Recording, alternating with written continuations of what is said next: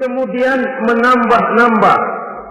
Beritanya sebenarnya cuma 1 meter, tapi disampaikan orang kepada kita 5 meter, yang 4 meter tambahan.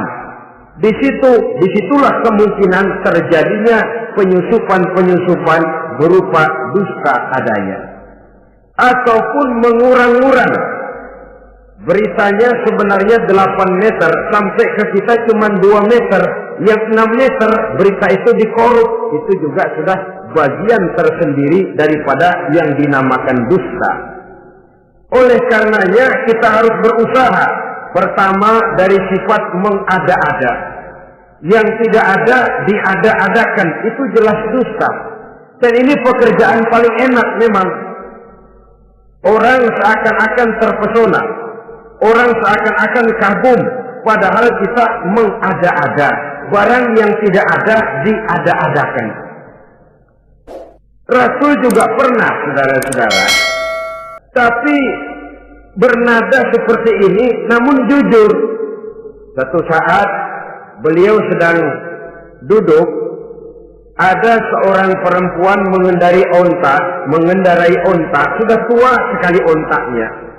Lalu Rasul bangun menegur orang tadi, "Bu, kenapa naik anak onta?" katanya. Perempuan ini bilang, "Ya Rasul, yang saya kendarai ini bukan anak onta, tapi biang onta." Begitu. "Iya, tapi dia punya ibu kan? Onta ini punya. Nah, kalau dia punya ibu kan artinya dia anak juga." "Ya memang. Nah, kalau begitu kan artinya ibu memang naik anak onta." "Lah ya iya kalau itu sih." Kelihatannya mengada-ada, tapi memang benar begitulah adanya. Gurau untuk menghidupkan suasana, tapi tidak terlalu berlebih-lebihan.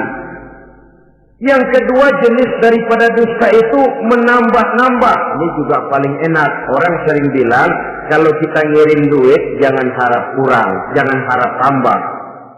Tapi kalau kita ngirim berita, jangan harap kurang. Duit kita kirim kepada orang, jangan harap tambah. Kurang, jangan harap kurang. Atau jangan harap tambah, kurang bisa. Tapi kalau berita kita kirim kepada seseorang, jangan harap kurang itu berita, nambah bisa. Atau kemudian mengurang-urang, ini juga termasuk jenis daripada dusta. Baik mengada-ada atau menambah-nambah, kemudian mengurang-urangi, seluruhnya merupakan pekerjaan yang paling enak. Kita anggap sesuatu yang biasa, padahal akibatnya nanti akan menjadi luar biasa.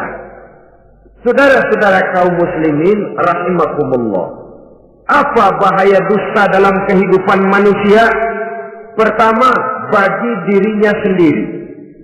Orang yang berdusta sebenarnya sudah membahayakan dirinya sendiri. Apa bahayanya? Pertama, ia akan dikucilkan dari pergaulan.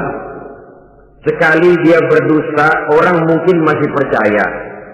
2 kali dia berdusta, orang mungkin masih bisa mentolerir. 3 kali dia berdusta, orang ngecap. Ini memang udah wataknya nih. Hobi dah kalau begini. Akhirnya dia dikucilkan dari pergaulan. Lain hari, walaupun dia serius bicara, orang nggak lagi nanggapin sebagaimana yang semestinya. Dikucilkan dari pergaulan. Akibat apa? Akibat dari dusta yang dilakukannya. Akan merugikan dirinya sendiri. Ada satu cerita, saudara.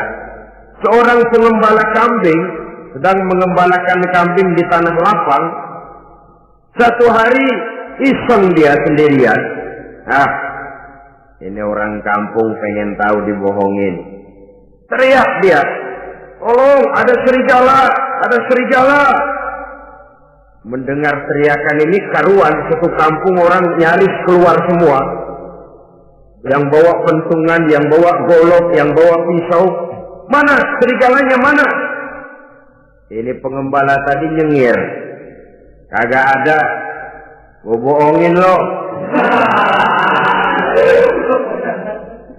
Sudah, pulanglah orang kampung ini. Sekali, besoknya begitu lagi. Keluar lagi orang kampung, ternyata juga tidak ada serigala. Pada hari yang ketiga, serigalanya benar-benar datang. Si pengembala tadi pucat, lalu teriak-teriak, tolong ada serigala datang. Nah orang kampung udah nandain. 2 kali kita dibohongin, ini paling dia bohong lagi. Satu pun tidak ada orang kampung yang keluar untuk menolong. Akhirnya kambingnya habis dimakan oleh serigala. Yang rugi dirinya sendiri. 1 kali dia bohong, orang percaya mungkin. 2 kali dia bohong, orang masih tolerir. 3 kali dia bohong, orang nandain. Terkucil dari pergaulan akibat daripada perbuatan dusta. Oleh karenanya saya yakin tidak seorang pun di antara kita yang suka berteman dengan seorang pendusta. Karena apa? Seorang pendusta tidak akan segan-segan menjual temannya sendiri. Mengkambing hitamkan temannya sendiri. Artinya juga merusak pergaulan di dalam kehidupan ini. Penyakit yang bahaya yang kedua bagi diri orang yang berdusta itu sendiri, sifat dusta menyuburkan watak munafik. Nabi bersabda, ayatul munafiqi salatun. Tanda-tanda orang munafik itu ada 3. Tandanya, biasanya kalau tandanya ada, ya munafiknya insya Allah ada. Apa tanda orang munafik itu? Pertama, iza haddatsa kadzdzaba. Apabila berbicara selalu bohong. Belum pernah kalau bicara enggak bohong. Bohong itu sudah jadi lalapnya.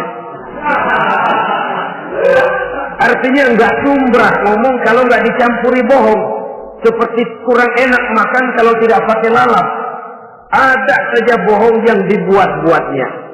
Ini ciri atau tanda daripada orang-orang munafik. Apabila berbicara selalu berdusta. 1. Yang kedua, wa iza wa'ada akhlafa. Apabila berjanji dia selalu ingkar. Selalu ingkar tanpa uzur yang dibenarkan oleh syar'i, itu termasuk ciri daripada orang-orang munafik. Karena itu kita oleh agama diajarkan jangan memastikan sesuatu. Pernah Rasulullah ditegur oleh Allah Subhanahu wa taala ketika datang orang bertanya, "Ya Rasul, Ashabul Kahfi itu sebenarnya berapa orang jumlahnya?" Ada yang bilang 5 orang, 6 dengan anjingnya. Ada yang bilang 6 orang, 7 dengan anjingnya.